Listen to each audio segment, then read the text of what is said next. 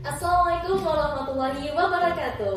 Assalamualaikum warahmatullahi wabarakatuh. Selamat pagi dan salam hangat untuk kita semua. Senang sekali rasanya bisa berkumpul di sini bersama teman-teman yang luar biasa. Semoga kita semua tetap dalam keadaan sehat, tetap semangat dan siap untuk mengikuti diskusi kita pada pagi hari ini dengan hati terbuka. Oke, sebelum kita mulai diskusi kita lebih dalam, saya ingin menyampaikan rasa terima kasih yang sebesar-besarnya kepada narasumber kita yang luar biasa, yaitu Ibu Saraswati Eva Rizlika Karini, Sarjana Psikologi, Magister Psikologi Psikolog. Terima kasih Ibu atas kehadirannya dan bersedia untuk mengikuti diskusi kita pada pagi hari ini. Kita semua sangat antusias untuk mendengar pandangan Ibu dan belajar dari pengalaman Ibu. Pertanyaan pertama nih Ibu. Oke. Jadi, menurut Ibu Saras, pergaulan bebas itu bagaimana sih dan apa saja yang dapat dikategorikan dalam pergaulan bebas? Oke.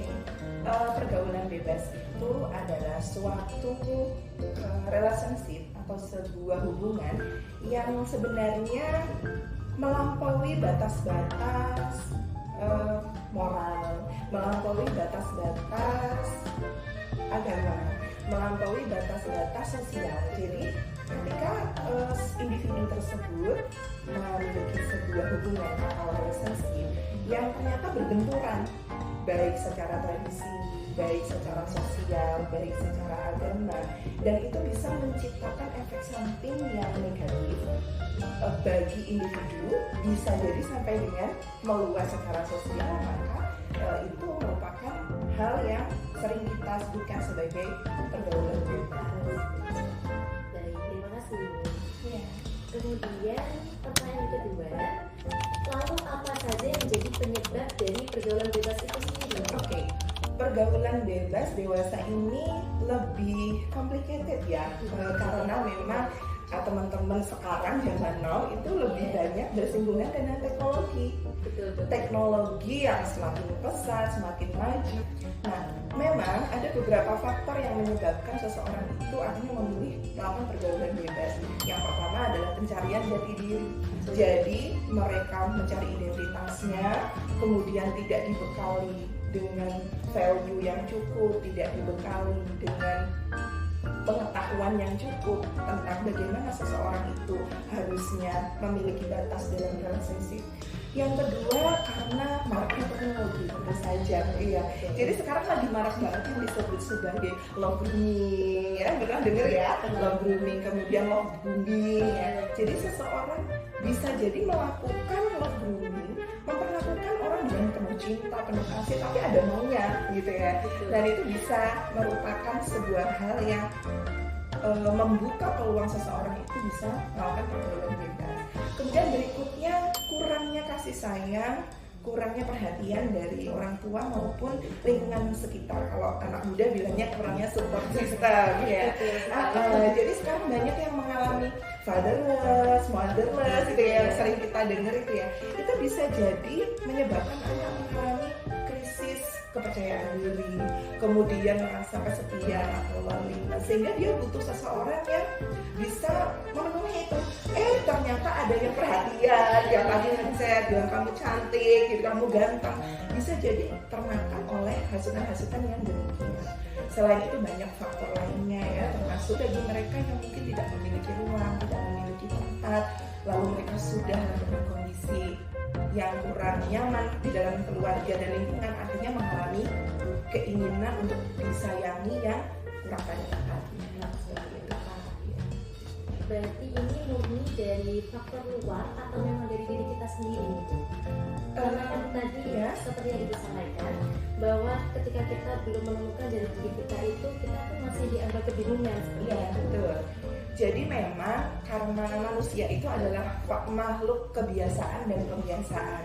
Artinya kita kan dididik, kita diasuh gitu ya. Sebenarnya ketika kita mengalami pendidikan, kita mengalami pengasuhan, kita tuh akan tumbuh gitu. Tumbuh personality-nya ya, kepribadiannya, tumbuh bagaimana cara kita dalam berkolaborasi dengan orang lain. Nah, pada saat hal seperti ini terjadi, bisa jadi faktornya juga dari faktor individu tersebut yang kurang bisa menempatkan diri dan kurang bisa memanfaatkan situasi dan kondisi untuk hal yang lebih positif, bisa juga dari dukungan lingkungan sekitar. Artinya kadang tidak selalu salah ada di pihak yang melakukan. Bisa jadi dia tidak mendapatkan edukasi yang tepat, atau bahkan beberapa kasus yang Bu Saras alami, korban ya, jadi mereka melakukan pergaulan bebas dikarenakan menjadi korban dari love grooming tadi ya. Kadang pihak yang menjadi pelakunya lebih dewasa, kemudian yang di-grooming itu lebih muda karena membutuhkan kasih sayang yang merasa nyaman gitu ya. Kalau di psikologi ada yang namanya Stockholm Syndrome ya, itu bisa menyebabkan hal-hal seperti itu. Jadi tidak selalu faktor internal saja, bisa jadi kolaborasi antara faktor internal dan eksternal. Terima kasih. Ya. Kemudian pertanyaan ketiga, seperti yang kita tahu pergaulan bebas ini kan mengarah ke hal-hal yang kurang baik, terus merugikan seperti yang kita sebut. Nah, apa saja dampak baik untuk pelakunya sendiri dan juga untuk orang-orang di sekitarnya? Berarti dari dampaknya. Betul. Baik, kalau untuk individu kan teman-teman mungkin akan memangku arah kebijakan lebih luas begitu. Kalian tuh energik, kemudian kritis gitu, terus melek teknologi. Bahkan teman-teman di sini sangat peduli terhadap isu-isu sosial dan mencari jati diri ke arah yang lebih positif. Kalau misalkan seseorang itu mengalami pergaulan bebas, sangat mungkin mereka akan mematikan potensi yang mereka punya. Kenapa konfliknya menjadi lebih luas? Contohnya, kemungkinan terjadinya kehamilan di usia dini, kemudian pernikahan di usia dini. Ada beberapa yang mengalami KDRT gitu ya, dalam sebuah hubungan yang toksik karena menikah muda, tidak bahagia dan sebagainya. Itu belum nanti ketarikan. Orang yang belum siap hamil, akhirnya mereka kemungkinan besar akan mengalami problematika pada kehamilannya. Akhirnya muncullah kasus-kasus stunting, anak-anak yang mengalami problem mental di usia balita gitu ya. Nah, ketidakbahagiaan ini bisa sampai meluas, kemudian menjadi secara sosial itu menjadi hal yang negatif juga gitu ya. Dia jadi tidak produktif, mungkin banyak yang meninggalkan sekolah. Dan meluasnya kan kadang dia punya saudara, punya adik, itu bisa menjadi contoh gitu ya. Bisa jadi contoh positif tuh, oh kalau gitu jangan sampai kita kayak gitu. Tapi bisa jadi contoh negatif kayak, oh dia aja bisa, jadi aku pun gitu ya. Betul, menarik seperti itu. Jadi kalau secara individu apalagi bisa sampai pada penyakit menular seksual, kemudian sampai pada cita-cita yang tidak tercapai itu. Berarti dampaknya sangat parah ya Bu ya? Bisa sampai secara meluas itu sangat bikin terjadi. Nah, kemudian gimana caranya supaya teman-teman itu terhindar dari hal seperti itu?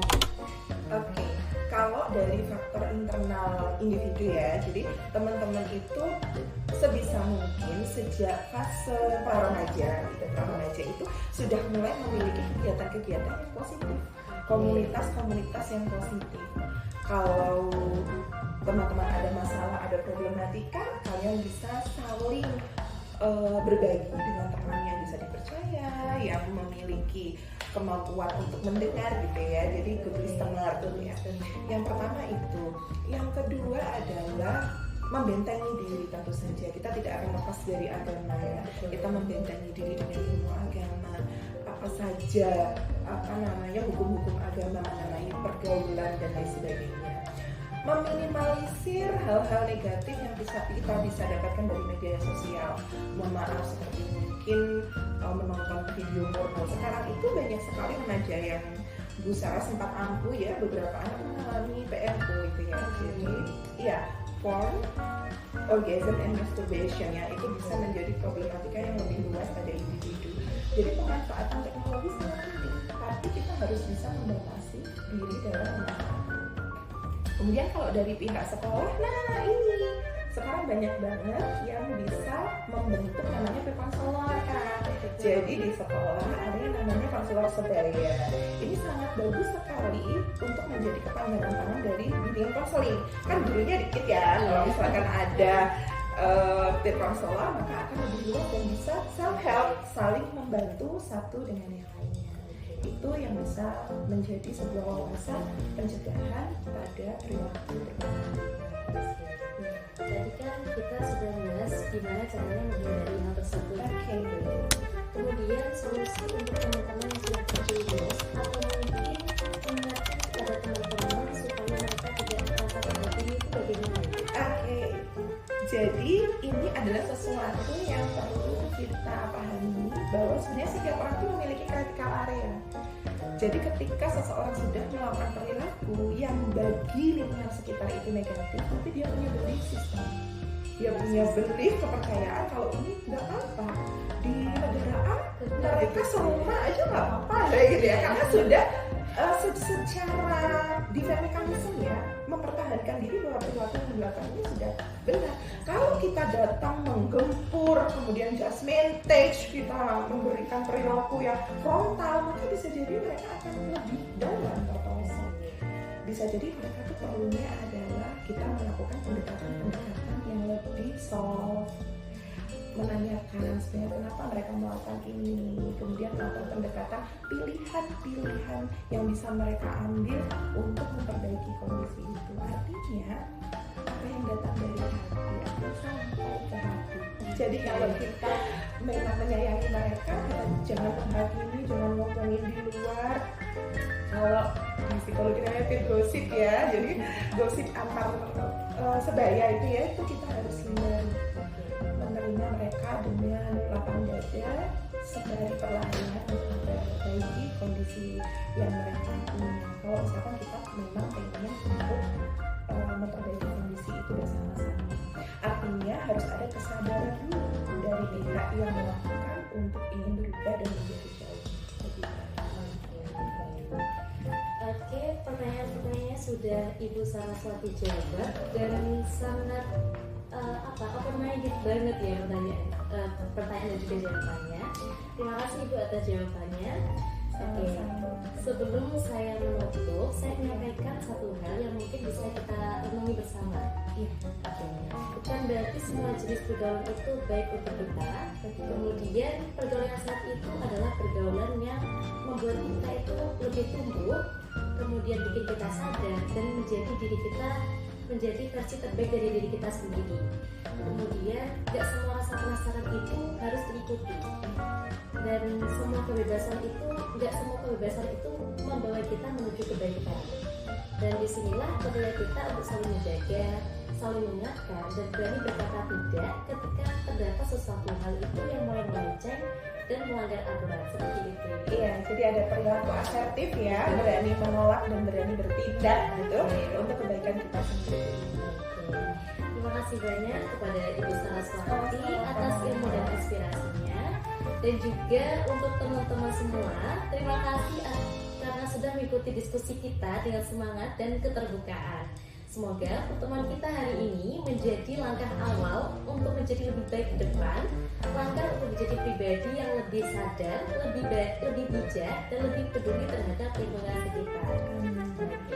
Saya Nadia, selaku moderator, mohon maaf apabila terdapat sikap atau perkataan yang kurang berkenan.